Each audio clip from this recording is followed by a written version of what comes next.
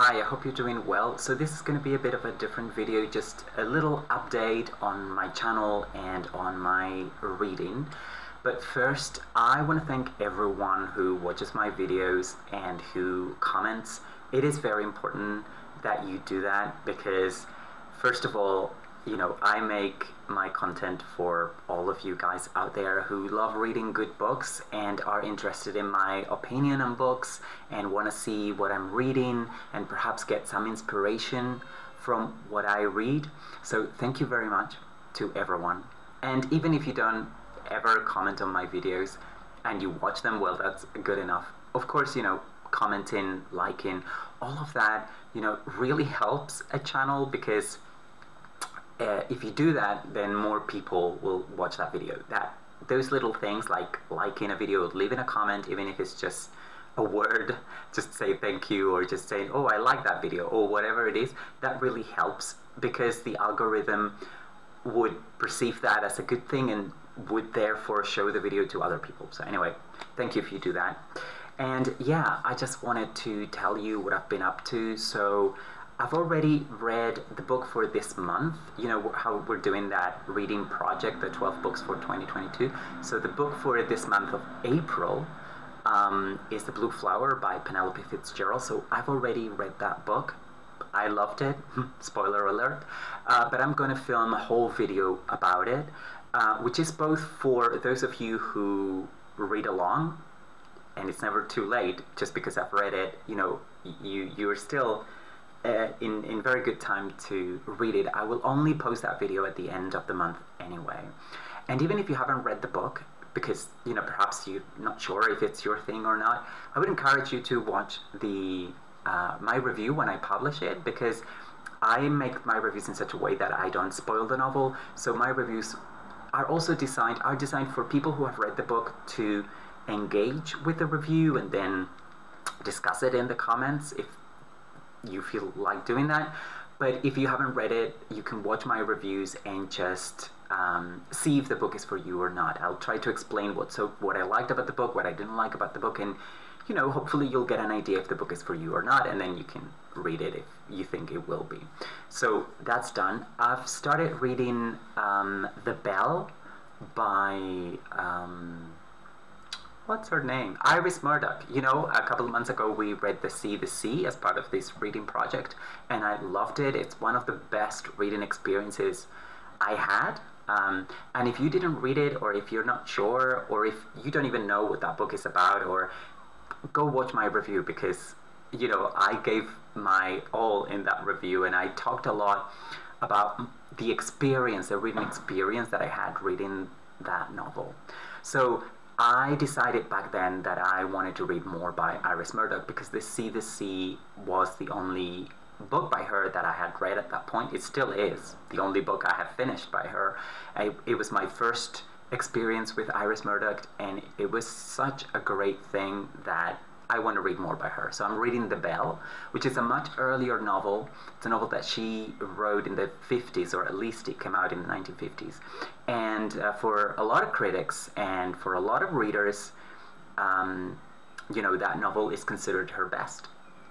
I'm really liking it, but I'm only like 20 or 25%, perhaps 30% in at the moment, so I don't really have an opinion, but I'm loving it. I'm having a lot of fun. It's very different from The Sea, although I can tell that it's written by the same writer, if you see what I mean, but there are several decades between the two novels, and but it's a really good novel. I'm really enjoying it. And another thing that I've been doing, but I haven't been talking about on this channel, is that I've been reading some short stories. I have a book of short stories here that I'm gonna show you in a little bit.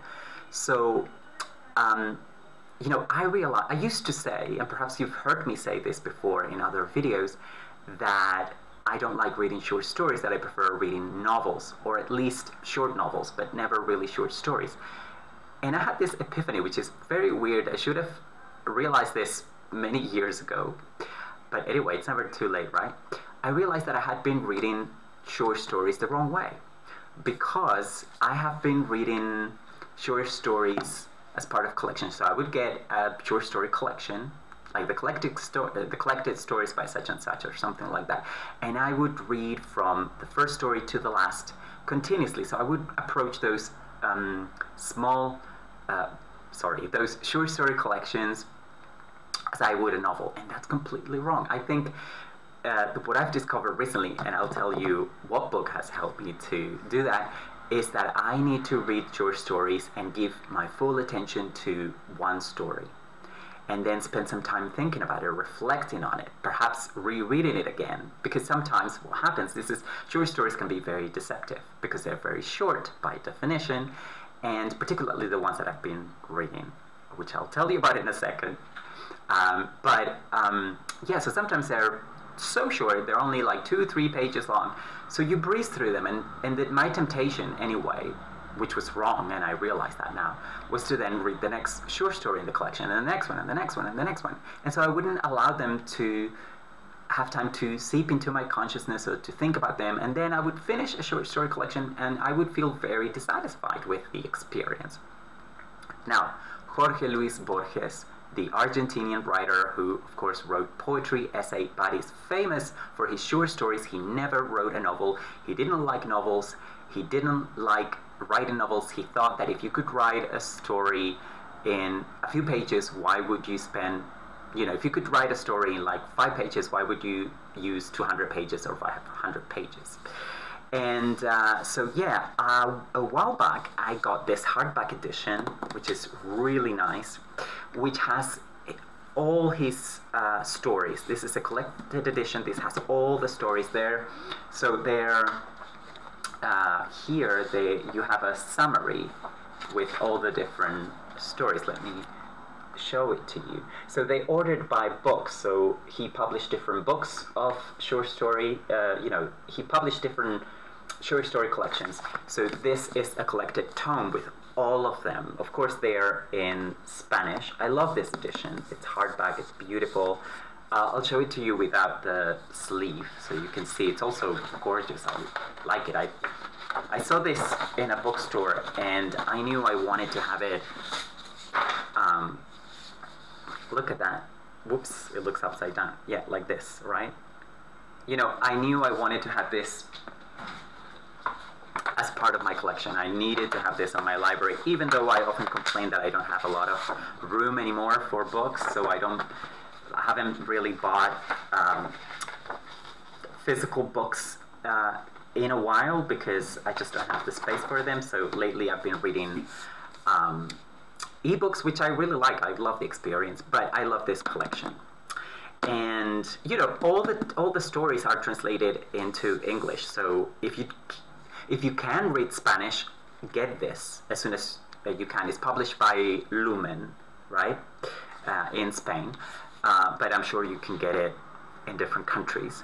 But if not, just get his short stories in English. You would love them. So his short stories are very short. Some of them are fantastical. Some of them are very philosophical.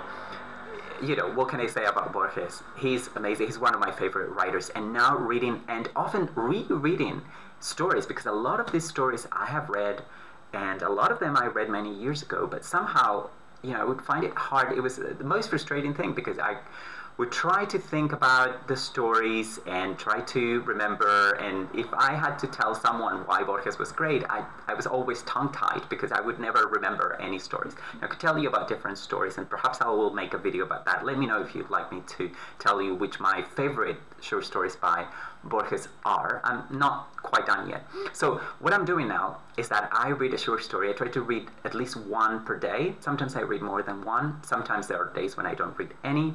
And I'm combining that with reading a novel. But that's by the by. I could just spend my full-time reading time with this collection. And this is what I want to do. When I'm done with his best short stories, I'm not reading all the stories in this book, by the way.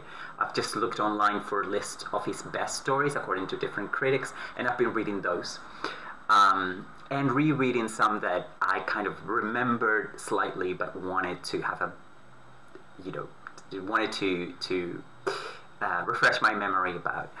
So I want to do that with other authors, and I'm fascinated with the short story as a form. It's something that I want to explore. And on the one hand, a little bit disappointed that I didn't realize that that's how I should read. I'm not saying that that's how you should read short stories, by the way, but it's how I've realized that I should read them because that's how they work better for me. And it might be the case for you too, so why not give it a go? If you feel like me, like I used to do, that short stories are not quite your thing, try doing that. Try reading one per day, or definitely when you read one, don't rush to read the next one. Just think about it, perhaps go back and reread it. There is so much to unpack in really good short stories. The short story is like the perfect form for fiction. That's something that I knew in theory, but now I've realized that novels can have fat. Even the best novel can have a lot of fat. Anna Karenina has fat.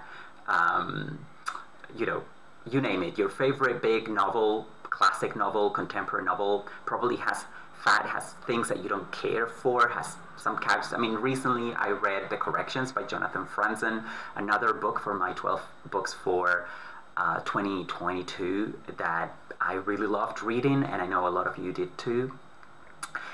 And, that novel, as much as I loved it, had things in it, characters, situations, scenes that could have been edited out, really, and it would have made the novel even a better novel, but the novel is great anyway. But perhaps that's what we love about novel, that there can be baggy, shapeless things sometimes, and therefore, when you go back and reread them, you'll find new things in them, and you enjoy different sections. Perhaps I'm not saying I'm still a big fan of the novel as a genre, but now I'm a huge fan of the short story. So I want to do that when I'm done with Borges. I'm going to do that with Cortázar, who is of course another Argentinian writer. I'm going to do that with John Cheever from the U.S. Probably going to do that with Edgar Allan Poe. Probably go back to Lori Moore, who's an American writer, and I read some of her short stories a while ago, but again, I read one of her collections, I can't remember which one, but I read it as a novel, so I did it completely wrong. I want to go back and read short stories by different writers. And, this is something that I need to think about because I'm not sure how to talk about short stories on this channel. Because I'm more used to reviewing and discussing novels, and it's a different thing. So now that I find a way of reading short stories that works for me, I need to find a way to talk about short stories that would also work for you. And that's my update. I hope you are doing well, and thanks for watching. See you soon. Take care.